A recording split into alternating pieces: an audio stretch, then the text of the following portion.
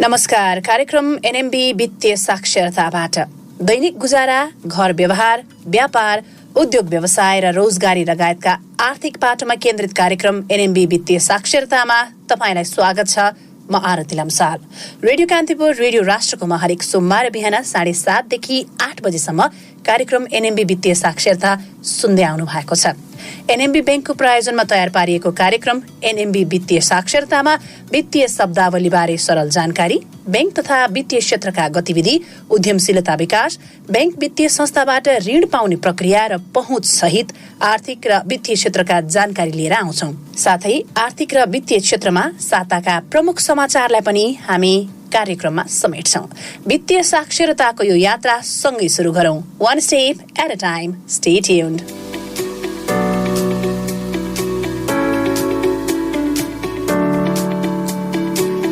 कार्यक्रममा आज हामी ग्रीन फाइनान्सिङ भनेको के हो चर्चा गर्नेछौं। साथै बचत के हो र कसरी बचत गर्ने भन्ने बारेमा पनि कुराकानी गर्नेछौं। साताभरका आर्थिक प्रसंग त छँदैछ। एनएमबी वित्तीय साक्षरताको सुरुवात गरौं ग्रीन फाइनान्सिङबाट। पछिल्लो समय बैंक तथा वित्तीय संस्थाहरूले ग्रीन फाइनान्सिङ कारोबारलाई जोड दिँदै आएको पाइन्छ। हाल नेपालले मात्र नभई अन्य मुलुकहरूले पनि ग्रीन फाइनान्सिङलाई जोड दिएका छन्।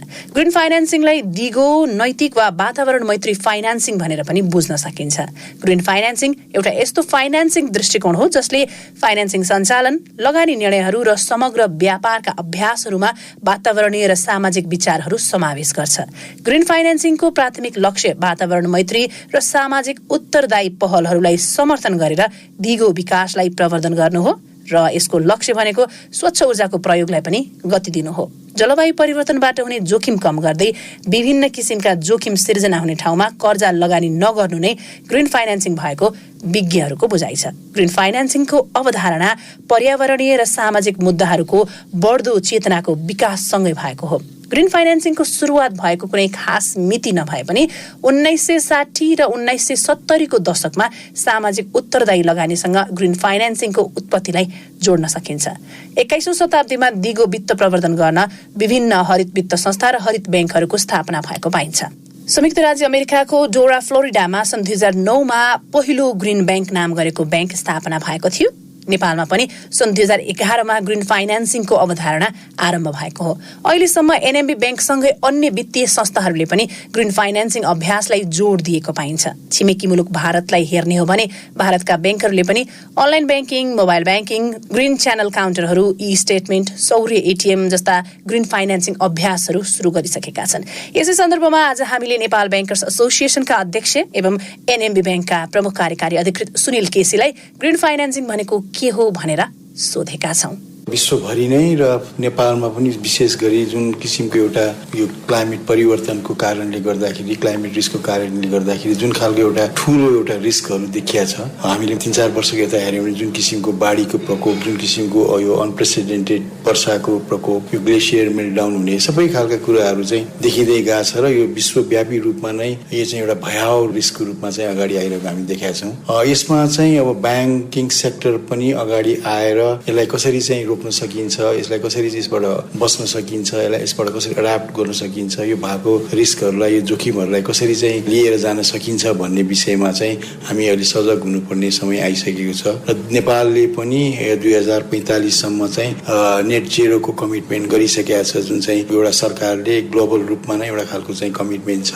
त्यसलाई गर्नको लागि पनि र अब बिस्तारै हामी 2026 मा गएर एलडीसी कन्ट्रीबाट चाहिँ ग्रेजुएट हुँदैछौँ। त्यसपछि चाहिँ नेपालले अब ग्रान्टहरू भन्दाखेरि पनि बढी अब चाहिँ अलिकति चाहिँ आफ्नै किसिमको चाहिँ कमर्सियल क्यापिटललाई पनि युज गर्नुपर्ने हुन्छ। यो सबै कुरोको लागि रेडी हुनको लागि अब गभर्मेन्टले त एनडीसी, एनएपी जस्ता प्रोग्रामहरू लिएर आएर, ग्रिड जस्ता अवधारणा लिएर आएर काम गरिरहेछ। थुप्रै लगानी गर्न योग्य, लगानी गर्न चाहने लेन्डर्सहरू, इम्प्याक्ट इन्भेस्टर्सहरू पनि हामी देख्छौँ र त्यसलाई चाहिँ कसरी नेपालमा लिएर आउने र ब्याङ्किङ सिस्टमलाई कसरी चाहिँ त्यसको लागि रेडी बनाउने भन्ने कुरामा यो क्लाइमेट फाइनान्सिङ, ग्रिन फाइनान्सिङको कुरामा आज र ग्रिन ट्याक्सोनोमी कुराहरू पनि हामीले गर्यौँ।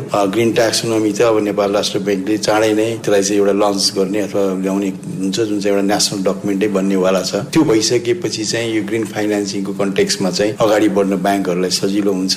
नेपाल चाहिँ एकदमै संसारकै 10वटा मुख्य जोखिमपूर्ण मुलुकहरूमा पर्छ, जबकि हामीले चाहिँ हेर्ने हो भने जुन कार्बन इमिसनको हिसाबले हाम्रो कन्ट्रिब्युसन चाहिँ धेरै थोरै छ भन्दाखेरि हामीले चाहिँ यो जुन इन्टरनेसनली खर्बौं चाहिँ डलरको पैसाहरू चाहिँ प्रभाव भइरहेछ, त्यसमा हाम्रो अहिले एक्सेस हुन सकिरहेको छैन र त्यसमा एक्सेस कसरी गर्ने भन्ने कुरामा यो ESG जस्तो कुरा, ग्रिन ट्याक्सोनोमी जस्ता कुराहरूमा र नयाँ खालका प्रडक्टहरू, ग्रिन बन्ड जस्ता प्रडक्टहरूलाई लिएर आएर चाहिँ हामी अगाडि बढ्नुपर्ने हुन्छ र बाहिरका यो इम्प्याक्ट लेन्डर्सहरूसँग चाहिँ इन्भेस्टर्सहरूसँग सँगै सहकार्य गरेर चाहिँ यहाँ थुप्रै FDIsहरू भित्राउने अवसरहरू पनि छन्। आज जुन किसिमले हामीले हेरिरहेछौँ यो अवस्थाबाट बाहिर आउने हो भनेदेखि चाहिँ यो जुन एउटा सबै कार्यक्रमहरूको लागि चाहिने ठुलो 50औं अरब डलरको बराबरको जुन डेफिसिट छ त्यसलाई लिएर आउन चाहिँ अब हामीले ग्रिन फाइनेन्सिङ, क्लाइमेट फाइनेन्सिङको अवधारणामा लिएर अगाडि बढ्नुपर्ने हुन्छ र त्यसको लागि चाहिँ चाहिने खालका तयारीहरू हामी गर्दैछौँ। यसले पक्कै पनि एउटा किसिमको भोलिको अगाडि बढ्नको लागि, यो रिस्कबाट बाहिर आउनको लागि, विदेशी मुद्रालाई भित्राउनको लागि एउटा चाहिँ अगाडि बढ्ने बाटोको रूपमा चाहिँ हामी देख्न सक्छौँ। ग्रिन फाइनेन्सिङको बारेमा यो महत्त्वपूर्ण छलफल गरिरहँदाखेरि चाहिँ नीतिगत रूपले अनि लगानीको दृष्टिकोणले तयार छ नेपाल? अब यो सबै सरकार, त्यस पछाडि प्राइभेट सेक्टर, ब्याङ्किङ क्षेत्र, नेपाल राष्ट्र ब्याङ्क, नियामक सबैको एउटा सबै स्टेक होल्डर्सको लागि यो एकदमै महत्त्वपूर्ण हो र यो कोअर्डिनेसन हुनु जरुरी छ। जबसम्म प्राइभेट सेक्टर र गभर्मेन्टको, सरकारको चाहिँ एक किसिमको पार्टनरसिप भएर जाँदैन, सँगै जाँदैन, यो कुरो धेरै अगाडि बढ्न गाह्रो देख्छौँ। त्यसकारण चाहिँ यो जुन संयुक्त राष्ट्रसङ्घमा प्रधानमन्त्रीज्यूबाट चाहिँ जुन कुरा भयो र हामी पनि त्यसमा लागिरहेछौँ, धेरै कुराहरू अगाडि बढिरहेछन्। जस्तो यसको लागि सबभन्दा मुख्य रूपमा चाहिने ग्रिन ट्याक्सोनोमी हो, यो पनि चाँडै नै आउँदैछ। अलिकति हामीलाई अप्ठ्यारो परिरहेको उसमा चाहिँ यो कन्ट्री रेटिङको कुरा पनि थियो, सोभरेन रेटिङ कुरा, त्यो पनि अब बिस्तारै अगाडि बढिरहेको छ, फाइन स्टेजमा छ भन्ने हामी पनि छौँ। भन्दाखेरि यी सबै कुराहरूलाई लिएर अगाडि जाने हो भने चाहिँ यो अब सुरुवाती चरण हो। अब हामीले अझै धेरै कुरा गर्न बाँकी छ, धेरै एउटा स्ट्यान्डर्डहरू क्रिएट गर्न बाँकी छ, तर यहाँबाट सुरु गर्यौँ भने चाहिँ पक्कै पनि हामी अगाडि बढ्ने बाटो चाहिँ यही नै हो। र त्यसमा चाहिँ कमसेकम सबै एक ठाउँमा छौँ र त्यसमा चाहिँ नेपाल ब्याङ्कर्स एसोसिएसन चाहिँ ब्याङ्कहरूको तर्फबाट चाहिँ एउटा क्याटलिस्टको रोल खेल्नको लागि, यसलाई चाहिँ अगाडि बढ्नको लागि चाहिँ हामी अगाडि बढ्ने प्रयत्न गरिरहेछौँ। भोलिको दिनमा यहाँभित्र नै एक किसिमको जनशक्ति उपयोग गराउने, यहाँ भएका अरू क्यापेसिटीका इस्युजहरूलाई, पोलिसी लेभलका कमी कमजोरीलाई चाहिँ अगाडि लिएर जाने काममा चाहिँ हामी ब्याङ्कर्सहरू, नेपाल ब्याङ्कर्स एसोसिएसन सबै अगाडि लाग्ने हामीले गरेका छौँ। अहिलेलाई जहिले पनि सरकारभन्दा निजी क्षेत्र एक कदम अगाडि छ। अहिले पनि नेपाल ब्याङ्कर एसोसिएसन तपाईँहरूले यो महत्त्वपूर्ण कामका लागि अग्रसरता लिनुभयो। खास गरी नीतिगत सवालमा, कानुन बनाइदिने सवालमा, निजी क्षेत्रलाई अगाडि बढाइदिने सवालमा अहिलेको यो जुन विषय उठेको छ ग्रिन फाइनेन्सिङको, यो सवालमा सरकार चाहिँ कहाँ पाउनु भएको छ नीतिगत व्यवस्था? अहिले सबभन्दा मुख्य रूपमा दुईटा कुरा छ। एउटा ग्रिन ट्याक्सोनोमी जुन चाहिँ नेपाल राष्ट्र ब्याङ्कबाट अब नेपाल सरकारमा चाहिँ गइरहेछ भन्ने हामीले आज सुन्यौँ गभर्नर साहबकोबाट। त्यो भइसकेपछि एउटा पहिलो स्टेप चाहिँ त्यहाँनिर भयो। र यतापट्टि ESG जुन पनि एउटा उसको पनि एकदम रिक्वायरमेन्ट नै थियो, त्यो पनि अगाडि बढिरहेको अवस्थामा छ। भन्दाखेरि सरकारले पनि लिगल इन्फ्रास्ट्रक्चर छ, रेगुलेटरी इन्फ्रास्ट्रक्चर, त्यो पनि 2017 देखि नै गर्न सुरु गरेर यहाँसम्म आइपुग्दाखेरि चाहिँ केही प्रगति देखिएको छ। तर अब चाहिँ अलिकति धेरै फास्ट उसमा काम गर्नुपर्ने हामी देख्छौँ, गति चाहिँ अलिक बढाउनु पर्ने देख्छौँ। किनभने 2045सम्म हामी नेट जेरो एमिसनको कुरा गरिरहेछौँ भने त्यो खालको प्रतिबद्धतालाई रियालिटीमा गर्नको लागि त काम गर्नुपर्ने हुन्छ। धेरै समय छैन। आज 2024बाट अर्को 20-21 वर्षमा त्यो ठुलो च्यालेन्जिङ टास्कको एउटा किसिमले चाहिँ यो छ, त्यसलाई पुरा गर्नलाई। तर यो गर्ने हो भने जुन किसिमको बाहिरबाट पनि एउटा किसिमको चाहिँ एउटा सपोर्ट आउने हामीले देखिरहेछौँ।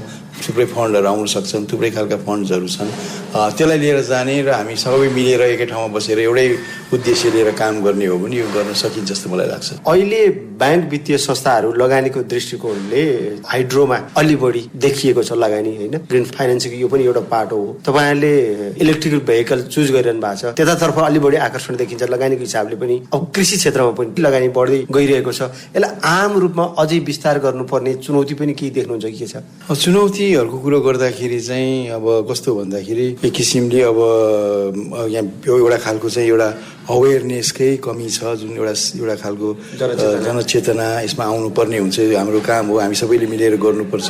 हामीले गरेको कामले अब आउने पिँढीलाई चाहिँ अप्ठ्यारो पर्नु हुँदैन, हामी रेस्पोन्सिबल भएर गर्नुपर्छ भन्ने कुरा अलिक बढी महत्त्वपूर्ण छ। अलिकति यहाँभित्र आफ्नै खालका एक्सपर्टिजहरू पनि हामीसँग अहिले अझै पनि छैन। यो ग्रिन फाइनेन्सिङ, क्लाइमेटमा काम गर्ने हो भने त्यो बाहिरबाट ल्याउनु पर्ने अवस्था, त्यसमा पनि हामीले काम गर्नुपर्ने अवस्थाहरू छन्। अहिले खासै त्यो गर्दाखेरिको जसले गरिरहेछ त्यसलाई चाहिँ अलिक गाह्रो, तर नगर्नेले पनि नगर्दाखेरि पनि केही नहुने खालको अवस्था पनि छ, जुन चाहिँ एउटा लेभल प्लेइङ फिल्ड हुनुपर्छ, त्यो पनि नभइरहेको अवस्था छ। र यो सबै कुराहरूलाई हेर्ने हो भने चाहिँ अब यो हामीले अहिले गर्न खोजेको पनि त्यही नै हो। जस्तो नेपालको सोभरेन रेटिङ, जुन देशको एउटा रेटिङ हुन्छ, क्रेडिट रेटिङ, त्यो पनि भइसकेका छैन, गर्नुपर्ने अवस्थामा छ। हेजिङका कुराहरू पनि छन् होइन, फरेन करेन्सी लिएर आउँदाखेरि यो सबै कुराहरूलाई समेटेर चाहिँ हामी अगाडि बढ्नुपर्ने छ। त्यसकारण पनि आज हामीले नेपाल ब्याङ्कर्स एसोसिएसनभित्रै एउटा सस्टेनेबिलिटी डेस्क भनेर एउटा डेडिकेटेडलाई बनाएका छौँ, र त्यो बनाएर चाहिँ हामी अगाडि बढ्ने चाहिँ हामीले एउटा प्रतिबद्धता गरेका छौँ। आजको दिनमा लाग्नुपर्छ, भोलिको पिँढीको लागि, हाम्रै उसको लागि पनि यो जुन प्लानेट छ हाम्रो, यो पृथ्वीलाई पनि बचाउनुपर्छ, यहाँका मान्छेहरू फ्युचरलाई सिक्योर गर्नुपर्छ, अप्ठ्यारोमा जानु दिनु हुँदैन। जुन किसिमले लास्ट 20-25 वर्षमा भयो, त्यसलाईबाट हामी बाहिर आउनुपर्छ भन्ने एउटा खालको सोच लिएर अगाडि बढेका छौँ। एउटा लामो एउटा जर्नी, एउटा यात्रा हो। यसमा सबै चाहिँ लागेर गऱ्यौँ भने पक्कै पनि अगाडि बढ्न सक्छौँ। हामी टु अर्ली भयौँ ग्रिन फाइनेन्सिङको विषय सोच्ने कि टु लेट? अलिकति हामी पछाडि नै परिसक्यो जस्तो लाग्छ। जुन किसिमले अब हामीले पनि देखिरहेछौँ अहिले पछिल्लो समयमा वातावरणको उसको कारणले परिरहेको अप्ठ्याराहरू, वर्षौनी हामी थुप्रै ज्यान गुमाइरहेछौँ। ठुला प्रोजेक्टहरू, स्पेसली हाइड्रो पावर प्रोजेक्टहरूमा ठुलो लसहरू भइरहेछ होइन, जोखिम बढ्दै गइरहेछ। ज्यानधनको मेलाम्चीकै हामीले उदाहरण लियौँ भने पनि हामी देख्छौँ त्यत्रो ठुलो प्रोजेक्ट भइसकेको प्रोजेक्ट फेरि बन्द हुने अवस्था आयो। नेपाल काठमाडौँभरि खानेपानीको व्यवस्थापन गर्नलाई गाह्रो भयो भने यस्ता खालका थुप्रा एउटा खालका चुनौतीहरू, एउटा किसिमको चाहिँ जोखिमहरू हामी बढ्दै गएको देखाएका छौँ। यो जोखिमलाई अहिले हामीले केही गरेनौँ, चुप्प लागेर हेरेर मात्र बस्यौँ भने चाहिँ त्यसको जसुकै कारणले त्यो भएको भए पनि हामी सबैलाई नै इम्प्याक्ट हुन्छ। त्यस कारणले चाहिँ यसलाई चाहिँ अब एकदमै प्रायोरिटीमा राखेर, यसलाई एकदमै प्राथमिकतामा राखेर हामी अगाडि बढ्नुपर्छ जस्तो लाग्छ, र हामी बढिरहेछौँ। यो सबैले मिल्ने हो भने सरकार, private sector, banking sector, Nepal राष्ट्र ब्याङ्क सबै मिलेर अगाडि जाने हो भने यो गर्न सकिने काम नै हो, किनभने थुप्रै ठाउँमा भएको पनि छन्। उहाँ हुनुहुन्थ्यो नेपाल ब्याङ्कर्स एसोसिएसनका अध्यक्ष एवं एनएमबी ब्याङ्कका प्रमुख कार्यकारी अधिकृत सुनिल केसी, ग्रिन फाइनेन्सिङका विषयमा हामीसँग कुराकानी गर्दै। कार्यक्रम एनएमबी वित्तीय साक्षरतामा अब पालो भएको छ ब्रेकको। ब्रेकपछि हामी बचत के हो र कसरी बचत गर्ने भन्ने चर्चा गर्नेछौँ। साथै साताभरका महत्त्वपूर्ण आर्थिक प्रसङ्ग लिएर आउने नै छौँ। रेडियो कान्तिपुर, रेडियो राष्ट्रकोमा कार्यक्रम वित्तीय साक्षरता सुन्दै हुनुहुन्छ। ब्रेकपछि कार्यक्रममा यहाँलाई स्वागत छ। अब हामी बचत के हो र कसरी बचत गर्ने भन्ने चर्चा गर्नेछौँ। बचत एक निश्चित समयावधिमा गरिने कुल आम्दानीमा खर्च गरेर बाँकी रहेको रकमलाई बचत भनिन्छ। खर्च गर्दा हामीले अत्यावश्यक खर्च, योजना बनाएको खर्च, कर्जा तिर्न, वैकल्पिक खर्च, आकस्मिक खर्च गर्न र व्यापार गर्न गरिने खर्च विभिन्न शीर्षकमा छुट्याएर मात्रै खर्च कम हुन्छ र धनको व्यवस्थापनमा सहज तरिका अपनाउन सकिन्छ। बचत गर्दै गर्दा बचतको रणनीति पनि हुन आवश्यक छ। भविष्यको बचतका लागि हामीले बचतको लक्ष्य हासिल गर्ने एउटा महत्त्वपूर्ण तरिका नै बचतको रणनीति बनाउनु हो। यो रणनीति बनाउँदा हाम्रो आम्दानीको लेखाजोखा पनि गर्नुपर्छ, बचतका प्राथमिकताहरू पनि निर्धारण गर्नुपर्छ। स्पष्ट योजना र रणनीतिले बचत गर्ने अनुशासनको पनि विकास गर्छ। बचत गर्न सकिने संस्थाहरूको कुरा गर्दा बैंक तथा वित्तीय संस्थामा बचत गरे के हुन्छ त्यो चर्चा गरौँ। बैंक तथा वित्तीय संस्थामा बचत गर्दा कानुनतः इजाजत पत्र प्राप्त निकाय भएको हुनाले नियमित रूपमा नियमन र सुपरिवेक्षण हुन्छ, त्यसकारणले सुरक्षित हुन्छ। तोकिएको समयमा निश्चित ब्याज पनि पाइन्छ। पानी, बत्ती, टेलिफोन लगायतका महसुलहरू तिनै बैंक वित्तीय संस्थाबाट तिर्ने सुविधाहरू पाउन सकिन्छ। बचतको सुरक्षण हुँदा रकम डुब्ने डर कम हुन्छ।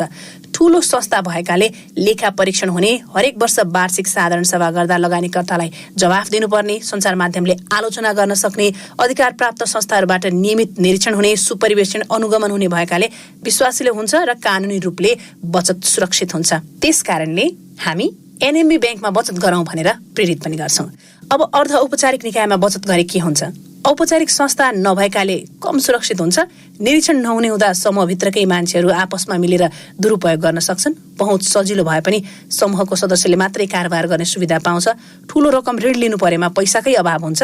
बचतमा ब्याज कम हुन्छ, ऋणमा चर्को ब्याज हुन्छ, नोक्सानी पनि हुन्छ। यसले गर्दा निकाय अथवा त्यो संस्था घाटामा गएको देखाएर ब्याज प्रतिफल दुईटै डुब्ने सम्भावना पनि रहन्छ र नदिने सम्भावना पनि हुन सक्छ। लेखा र लेखा परीक्षण व्यवस्था प्रभावकारी नहुँदा कारोबार र हिसाब किताब पारदर्शी नहुन सक्छ। अब अनौपचारिक निकायमा बचत गरे के हुन्छ भन्नु होला। त्यस्तो अनौपचारिक निकायमा बचत गर्दा ऋण लिन सजिलो भए पनि ब्याज दर धेरै महँगो हुन्छ। कानुनी प्रमाणको अभावमा निक्षेपको रूपमा जम्मा गरेको अथवा सापट्टि दिएको रकम डुब्ने सम्भावना हुन्छ। घरमै बचत गर्दा चोरी, डकैती, आगलागी, फजुल खर्च आदिहरू हुन सक्छ।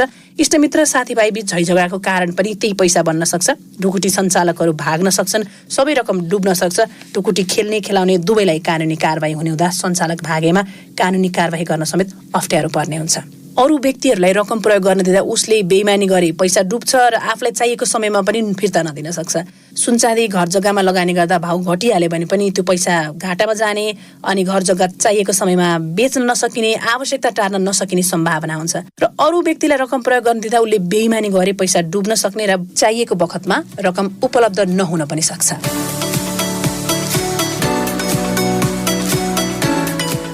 अब बचत कसरी गर्न सकिन्छ त? आफ्नो कमाईको केही रकम बचत रणनीति अनुसार बचत गरिहाल्नुपर्छ। यसो गर्नाले हामी आफै पनि धेरै खर्चालु बनिँदैन र सकेसम्म कम रकम खर्च गरिन्छ। जस्तो इच्छा गरेको वस्तुहरू महँगो भएमा, सेवाहरू महँगो भएमा त्यसमा खर्चै नगरे पनि हुन्छ। अनिवार्य आवश्यकताहरू पूरा भइसकेपछि इच्छा लागेको कुराहरूमा थोरै रकम खर्च गरेर उपभोग गर्ने पनि बानी हामीले बसाल्नुपर्छ। खल्तीमा पनि आवश्यकताभन्दा धेरै पैसा नराखेमा चाहिँ त्यो खर्च हुने डर कम हुन्छ र त्यो खर्च नहुनु भनेको आफैमा बचत गर्नु हो। सानै उमेरदेखि बचत गर्ने बानी बस्यो भने पछि पनि कम खर्च गर्ने बानी लाग्छ र आफ्नो नानी बाबुहरूलाई पनि सेभिङ गर्न चाहिँ हामी सिकाउँदै जानुपर्छ। र कसैले घरमा पैसै बचत गर्ने गरेको छ भने त्यो पैसा चोरी हुने अथवा आगलागी भइहाल्यो भने पनि नष्ट हुन सक्छ। र थैली बलियो बनाउनको लागि ब्याङ्कमा नै जम्मा गरौँ। र फेरि पनि भन्छु, तपाईँ हाम्रो आफ्नै ब्याङ्क, एनएमबी ब्याङ्क, विश्वासिलो ब्याङ्कमा नै पैसा जम्मा गरौँ, बचत गरौँ। र बचतका सेवाहरू छनौट गर्दाखेरि के ध्यान दिनुपर्छ त? बचतका सेवाहरूले सम्पत्ति बढाउनुपर्छ अथवा भविष्यमा आइपर्ने खर्च टार्न सहयोग गर्नुपर्छ, पहिलो कुरा। दोस्रो कुरा, बिरामी हुँदा जीविकोपार्जन, शिक्षा अनि सामाजिक कार्यहरू गर्दाखेरि आवश्यक खर्चका लागि केही रकम छुट्याउनुपर्छ। अरू ऋणलाई सम्पत्ति बढाउनका लागि प्रयोग गर्नुपर्छ। जस्तै व्यवसाय विस्तारका लागि ऋण लिने हो कि होइन। विवाहका लागि आधारभूत आवश्यकताहरूका लागि चाहिँ सकभर ऋण लिनु हुँदैन। फजुल खर्चहरू हामीले घटाउनुपर्छ र भविष्यको निम्ति नभई नहुने खर्चका लागि पहिलेदेखि सोच विचार गर्नुपर्छ।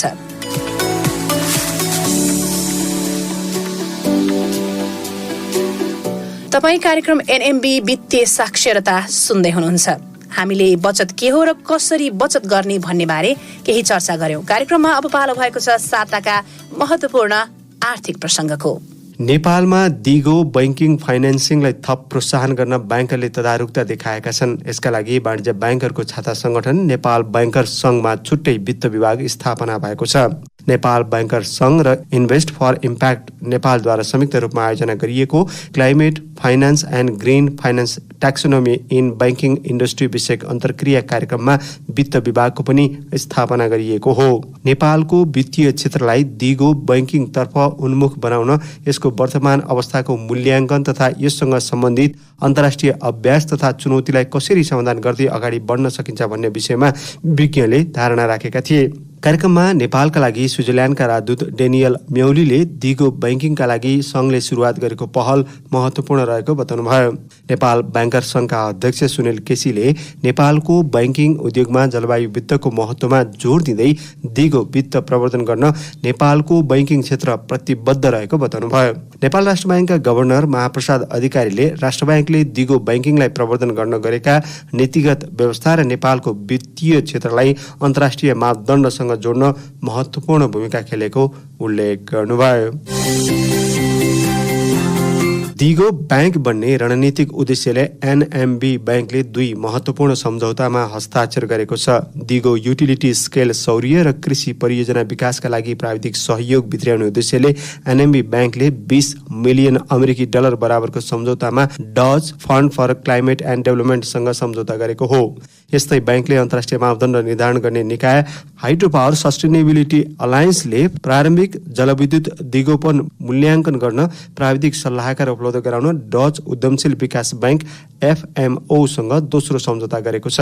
विद्युत प्राधिकरणले नेपालभर 800 मेगावाटसम्मको ग्रिड जडित सौर्य ऊर्जा विस्तार गर्ने परियोजनामा एनएमबी बैंकले आफ्नो सौर्य ऊर्जासँग आबद्ध ग्राहकलाई अन्तर्राष्ट्रिय प्राविधिक सल्लाहकार उपलब्ध गराउने र सो परियोजनाबाट उत्पादन भएको ऊर्जा कृषि तथा अन्य क्षेत्रमा प्रयोग गर्न सक्ने प्रतिबद्धता जनाएको छ। अर्को प्रसङ्गमा एनएमबी बैंकले भविष्यका बैंकिङ क्षेत्रका लिडरलाई प्रोत्साहन गर्ने उद्देश्यले NMB next gen banking leader छात्रवृत्ति घोषणा गरेको छ। काठमाडौँ विश्वविद्यालयमा स्नातक तहमा अध्ययनरत प्रत्येक प्रदेशका एक गरी 7 जना विद्यार्थीले सो छात्रवृत्ति प्राप्त गर्ने एनएमबी बैंकले उल्लेख गरेको छ। यो वर्षको दशैं, तिहार र छठका लागि राष्ट्र बैंक र बैंक तथा वित्तीय संस्थाले सर्वसाधारणलाई सुकिला नोट सटै सुविधा दिन सुरु गरेका छन्। नेपाल राष्ट्र बैंकले असोज 13 हिजोदेखि 22 गतेसम्म सुकिला नोट साट्न सकिने सूचना यस अघि नै जारी गरिसकेको छ। राष्ट्र बैंकको केन्द्रीय कार्यालय 7वटा प्रादेशिक कार्यालय सहित सबै बैंक तथा वित्तीय संस्थाबाट सुकिला नोट सटै सुविधा दिने तयारी भइरहेको नेपाल राष्ट्र बैंकका सहप्रवक्ता डिल्लीराम पोखरेलले जानकारी दिनुभयो। सबै दरका एक थान गरी प्रति व्यक्ति 18,500 रुपियाँको दरले नोट सटही गर्न सकिने राष्ट्र बैंकले जनाएको छ। नेपाल राष्ट्र बैंकको मुद्रा व्यवस्थापन विभाग र बैंकिङ विभागबाट नोट सटही गर्न सकिनेछ। अविरल वर्षाका कारण देशभरका विभिन्न आयोजनाबाट उत्पादन हुने करिब 1300 मेगावाट बिजुली उत्पादन बन्द भएको छ। लेखु, सोलु, कोशी, काभेली, तमोर करिडोरका जलविद्युत आयोजनाको बिजुली उत्पादन बन्द भएको नेपाल विद्युत प्राधिकरणले जनाएको छ। हालसम्म सञ्चालनमा आएका मध्ये सबैभन्दा ठूलो 456 मेगावाट माथिल्लो तामाकोशी जलविद्युत आयोजना पनि शुक्रबारदेखि बन्द भएको छ। आयोजनाको बाँधको नियन्त्रण कक्ष भवन पहिरोले पूर्ण रूपमा क्षति पुर्याएको अपर तामाकोशी हाइड्रो पावरका प्रमुख कार्यकारी अधिकृत मोहन गौतमले बताउनु भयो। आयोजनाको बालुवा थिग्राउने पोखरीमा समेत क्षति पुगेको प्राधिकरणको अनुमान छ। प्रसारण लाइनका कारण लेखु 1, लेखु 2, लेखु ए, तल्लो लेखु, खिम्ती र माथिल्लो खिम्ती जलविद्युत आयोजनाको विद्युत उत्पादन ठप्प भएको प्राधिकरणका प्रवक्ता चन्दन कुमार घोषले जानकारी दिनुभयो। चालु आर्थिक वर्षको पहिलो 2 महिनामा झण्डै 7 अर्ब रुपियाँको स्मार्टफोन आयात भएको छ। भन्सार विभागको पछिल्लो तथ्याङ्क अनुसार 6 अर्ब 70 करोड 81 लाख 58 हजार रुपियाँ बराबरका 4 लाख 54 हजार 958 थान स्मार्टफोन आयात भएको हो। यो अवधिमा सबैभन्दा धेरै पेट्रोलियम पदार्थको आयात भएको छ। विभागका अनुसार 11 अर्ब 6 करोड 52 लाख 4 हजार रुपियाँ बराबरको पेट्रोल आयात भएको छ भने 13 अर्ब 64 करोड 52 लाख 50 करोड रुपियाँ बराबरको डिजेल आयात भएको छ। यस्तै एलपी ग्यास 9 अर्ब 42 करोड 56 लाख 85 हजार रुपियाँ बराबरको आयात भएको छ। सो अवधिमा सवारी साधनको आयात पनि उच्च देखिएको छ। विभागले सार्वजनिक गरेको तथ्याङ्क अनुसार 2 अर्ब 94 करोड बराबरको मोटरसाइकल र 2 अर्ब 43 करोड 21 लाख 26 हजार रुपियाँ बराबरको विद्युतीय सवारी साधन आयात भएको छ। नेपालबाट बढी निर्यात हुनेमा कार्पेट, चिया, जुट, धागो लगायतका वस्तु छन्। निर्यात, पर्यटन, विदेशी लगानी लगायत विदेशी मुद्रा आर्जनका मुख्य स्रोतमा अपेक्षित सुधार नहुँदा पनि रेमिट्यान्स लगातार बढ्दा समग्र अर्थतन्त्रको बाह्य क्षेत्र निरन्तर सबल बन्दै गएको छ। राष्ट्र बैंकले सार्वजनिक गरेको गत साउनको मासिक आर्थिक तथा वित्तीय प्रतिवेदनले विदेशी मुद्रा सञ्चिति, शोधानान्तर, चालु खाता लगायतका बाह्य सूचक निरन्तर बलियो बन्दै गएको देखाएको हो। गत साउनमा मात्र 1 खर्ब 36 अर्ब 93 करोड रुपियाँको रेमिट्यान्स नेपाल भित्रिएको प्रतिवेदनमा उल्लेख छ। गत वर्षको साउनको तुलनामा रेमिट्यान्स 18% वृद्धि भएको छ। यो अवधिमा वैदेशिक रोजगारीका लागि अन्तिम श्रम स्वीकृति लिने नेपालीको संख्या 36,928 र पुनः श्रम स्वीकृति लिनेको संख्या 22,647 पुगेको छ। हवस् त, साताभरका महत्त्वपूर्ण आर्थिक प्रसङ्गहरूसँगै कार्यक्रम एनएमबी वित्तीय साक्षरताको समय सकिएको छ। आशा छ आर्थिक साक्षरताले नै तपाईँको दैनिक जीवनसँगको सम्बन्ध अझै स्मार्ट बनाउनेछ। कार्यक्रम सुनेर साथ दिनुभएकोमा तपाईँलाई विशेष धन्यवाद शुभ दिन।